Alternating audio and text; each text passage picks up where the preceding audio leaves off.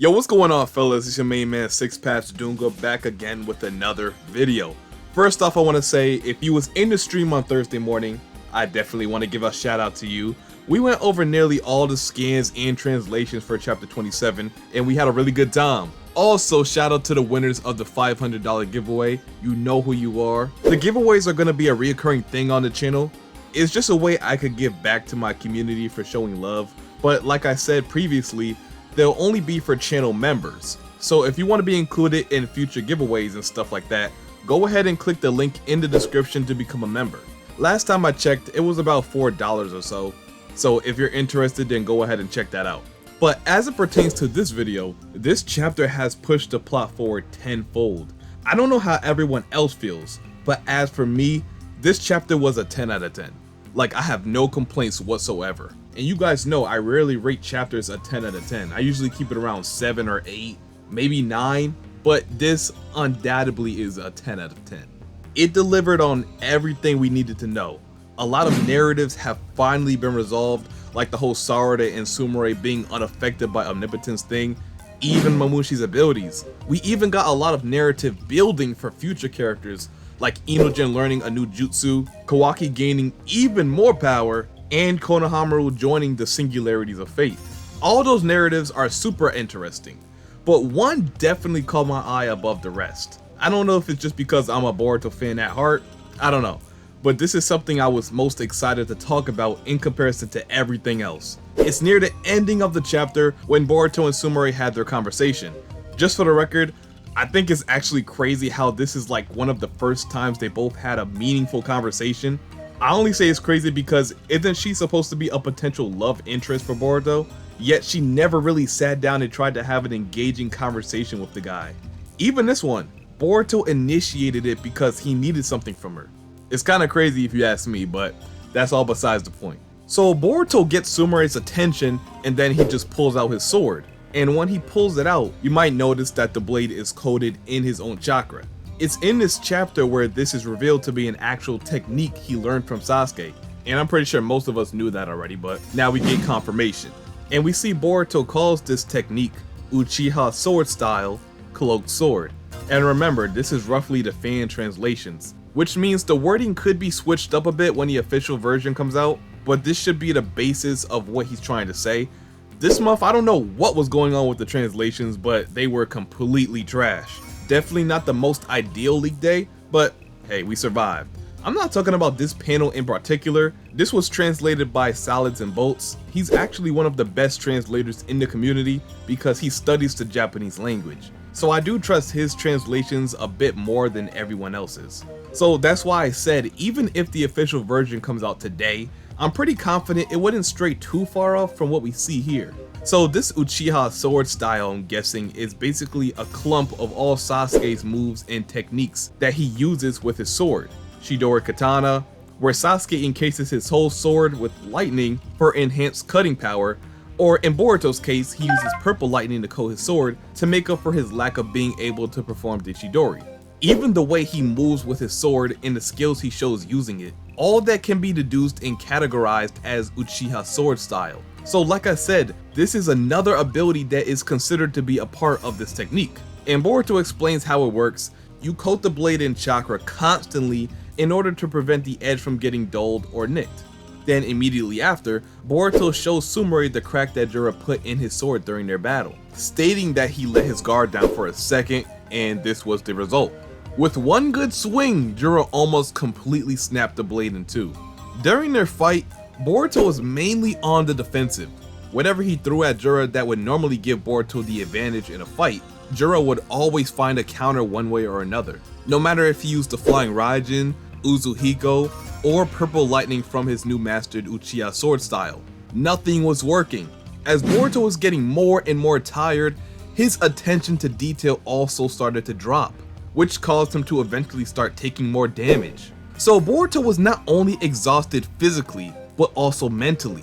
His exhaustion and frustration was getting into his head. He started wondering why he just couldn't keep up with him. Jura is faster, stronger, and more durable. So being in this situation, and especially when you gotta fight him one-on-one, that definitely isn't an ideal situation. So at this point in the fight, Boruto is just trying to stay alive until Kawaki arrives. That's the plan because he knows he can't defeat Jura. He knew it even before he went to battle him. The plan was never to defeat Jura here. It was always to ensure the survival of every one of his friends and get them to safety. So Boruto already went into this fight knowing the result. That's the primary reason we see him appear so mentally lost. You see in this panel, this is when Boruto completely lost his concentration, which caused him to lower his guard enough for Jura to crack his sword. And I can't blame him. Jura's speed right here is absolutely insane. He just fired a Biju bomb. He thought he had a second to take a breath because of all the rubble, but a second is all Jura needs. So we see Boruto wasn't prepared for this at all.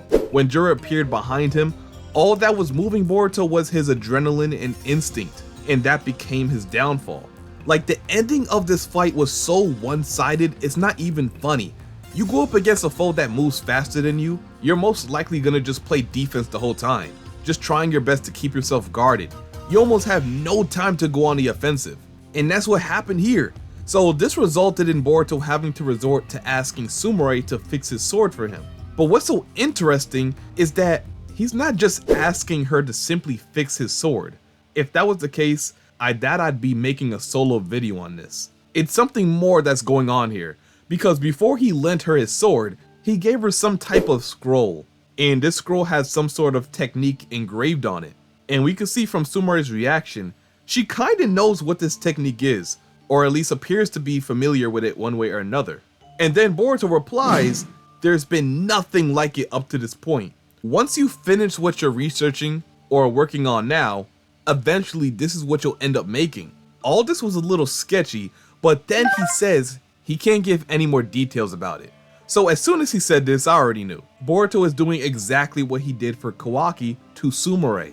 He's accelerating their growth. By giving SUMIRE this scroll here, he's taking knowledge that she eventually came to in the future and giving it to her early so she has more time to improve on it. It's exactly what KASHIN KOJI did for Boruto, which is who he got this knowledge from in the first place. Remember, Koji was able to see what moves and abilities that Boruto would eventually have in the future and taught them to him early, so the chances of the Earth being saved increases. If you've taken notice, that's exactly what's been going on for nearly everyone. Koji is doing it for INOJIN right now, Boruto did it for Kawaki, and he did it for SARADA. All these characters have gotten accelerated. They've been forced to learn techniques that they shouldn't know yet. It's like if Naruto learned how to perform Sage Mode during the Sasuke retrieval arc. Of course, if he mastered Sage Mode, then the timeline changes drastically. The Sound 4 and Kimimaro get absolutely destroyed, and Sasuke gets brought back to the village. And then you fast forward to the Pain fight, Naruto would have had a few years under his belt using Sage Mode, so he would be way better at it, and he would be able to hold it for a longer duration of time. So therefore, making the Pain fight way easier for him. Or maybe he learns how to perform KCM as a kid. Same concept. We all gotta remember, and I mentioned this on stream yesterday, or whenever I went live, Koji hasn't just started getting these visions. He first unlocked the Shinjutsu during his fight against Ishiki. This is approximately 3 years later. So for 3 years, Koji has been getting visions of the future. So his knowledge on the future and what occurs in different timelines is extremely vast. Boruto is just feeding off this knowledge that Koji has. He doesn't have a form of clairvoyant power that he can use at will, at least not yet. So there wouldn't be a way he can know this information if it wasn't for Koji. But at the same time, Boruto is taking his own path with this information he's getting from Koji. He's not just simply obeying his wishes and commands, he's forging his own destiny right before our eyes. Koji never wanted him to go to Sunagakure and fight Jura, because he knew if he went, Boruto would die, the future would be finished, the planet is getting destroyed. So what did Boruto do? He created another timeline, a timeline that Koji wasn't able to see until he got another prescience update. A new updated timeline that he has never seen before. He even says he never seen the sequence of events before, meaning Boruto created this timeline from his actions. The more information he gets from Koji, the more he's allowed to forge his own timeline. So just like before, it's very possible, no, not very, it's extremely possible that Boruto is doing this behind Koji's back. He doesn't know Boruto gave SUMIRE access to this technique or information, because Boruto right now is creating another timeline.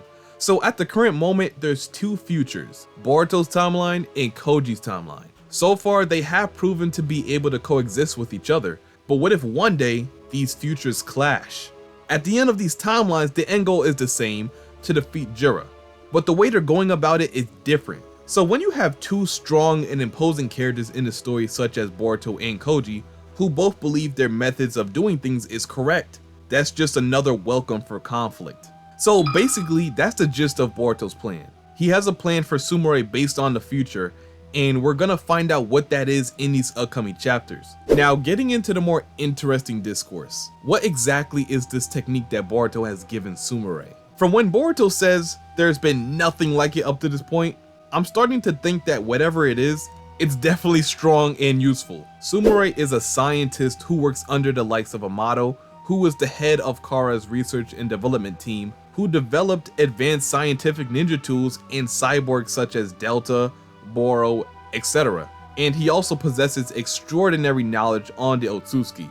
And she also worked with Katasuke, head of the scientific ninja weapons team, known for creating tools like prosthetic arms for Kawaki and Naruto. So to say SUMIRE has quite the resume under her belt would be an understatement. She could fix Boruto's sword in 30 minutes if she really needed to.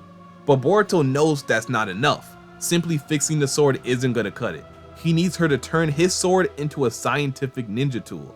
Something completely different from a sword. And she even says it to Boruto. She says if she uses this skill on the sword, it will end up being something completely different. And Boruto agrees, he wants her to do it.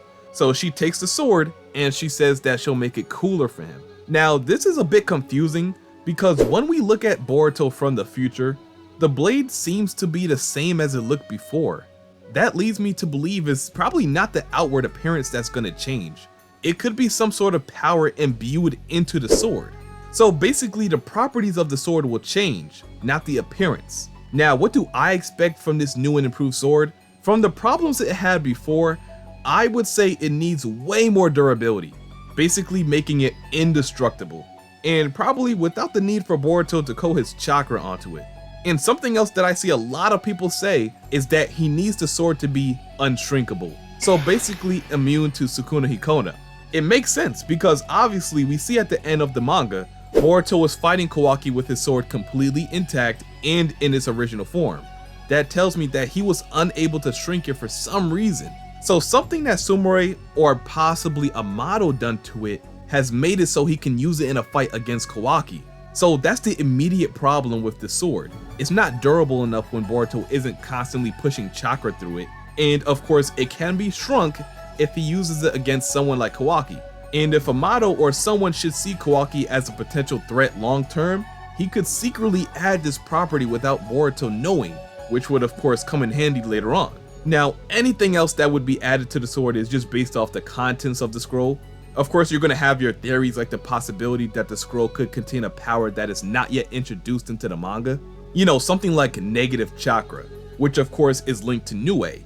Or, of course, it could be a technique that SUMIRE herself learns in the future. There's definitely so many possibilities and room for speculation. So this is where I kind of leave things up for interpretation.